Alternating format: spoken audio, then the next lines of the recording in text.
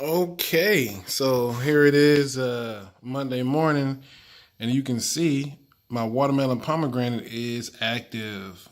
Okay, the yeast are active; they're activated. The uh, the yeast nutrient I put in here has done its job, which is this is what I use to kind of boost the strength of my yeast. Actually, it's kind of like steroids for yeast. So you put a little bit of this in your wine, your must, and the yeast get activated. I kind of think of it as like a pre-workout powder. You know how you get your pre-workout powder that opens up your blood vessels, get you ready, to work out, and that's kind of what happened to the yeast. So they consumed that, and it boosted their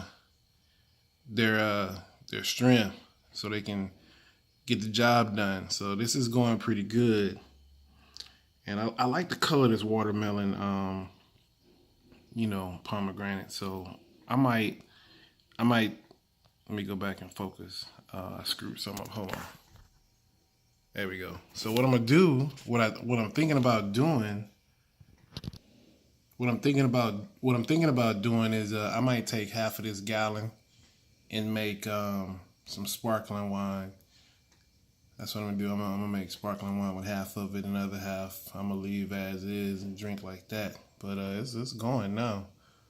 There's my air stopper, and just like I said the other night, the mango white grape, it is going. It is like steady. Look how fast that. Look at how fast the bubbles are coming out of there. Yeah. So, get a closer look.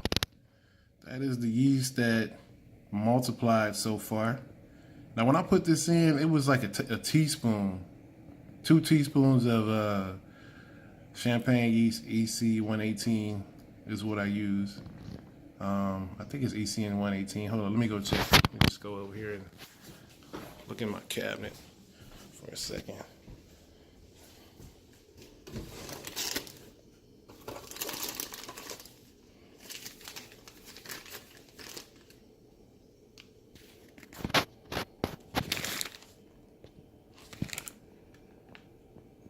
Yeah, so it's Lavin EC 1018.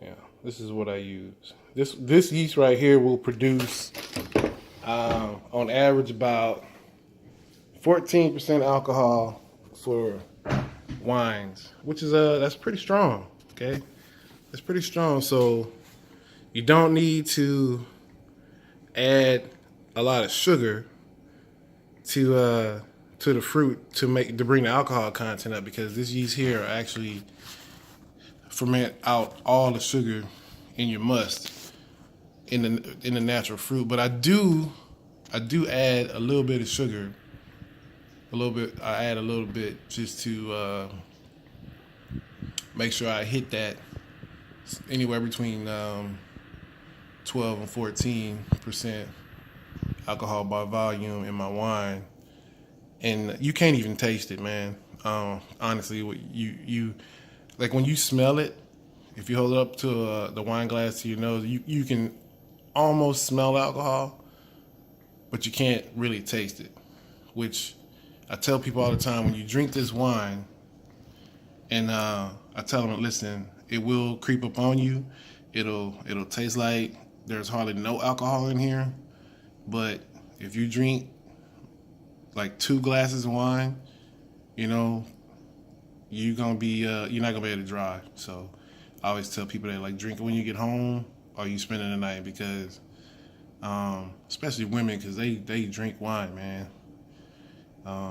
They'll go through a bottle like it ain't nothing, and then wonder why they can't function the next day. But I'm gonna ferment this all the way out. So like I said in the other video, this is gonna be done Thursday, because it's fermenting. It's really, the yeast here is real aggressive. Okay, so this is gonna be done Thursday, and this, I was thinking Saturday, but it might be done, since I added the yeast nutrient and it picked back up. This might be done Thursday as well, Thursday or Friday, because the yeast in here, they're you can't even see the yeast in here. It's so mixed, it's so perfectly mixed in that the yeast are everywhere doing their thing. Whereas on this one, the yeast is so aggressive and producing so much carbon dioxide that they're floating at the top. All right, so I'm gonna just go ahead and get this stirred and mix this in a little bit. Let me just take the bottom and do like this. Get it to go down. Just get it mixed in.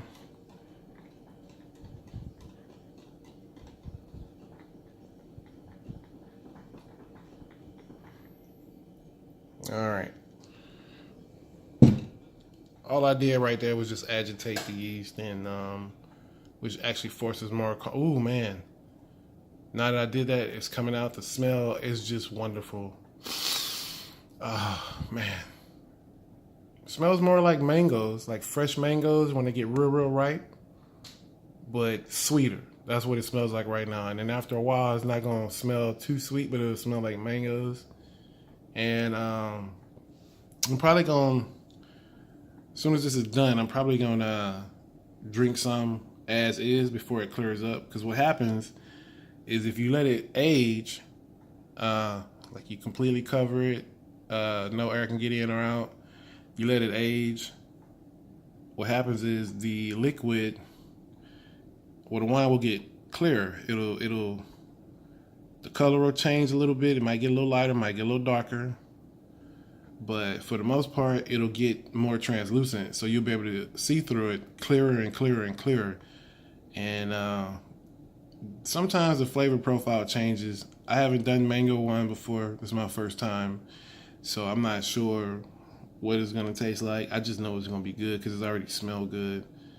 And I can't wait. So same thing with this pomegranate watermelon. This one's pretty mixed, but I'm gonna just give this a shake to aerate a little bit.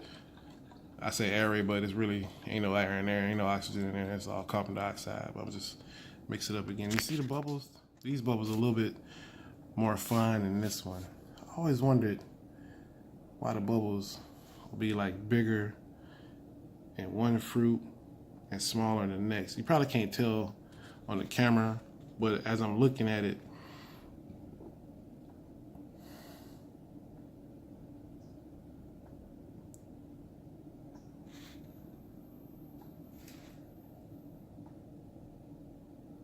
man, this is producing a lot of yeast, carbon dioxide. This wine is gonna be done real quick. This one here is a little slower. Either way though, this is gonna be real good. But because of this color, the way it looks, this light, kind of like maybe a light burgundy, more, I don't know, but I just know that when this is done and it clears up, and I turn this to sparkling wine, it's gonna be pretty, man. It's gonna look like a rosé. You know, it's gonna have that color. Because I've done wines that have this color like this in the bottle right now, and then later on when they clear up, they look like a rosé. Maybe even a white Zinfandel, something like that. I've made them like that too. But I can't wait again. So I'll keep you posted. Stay tuned for the next one. I'm out.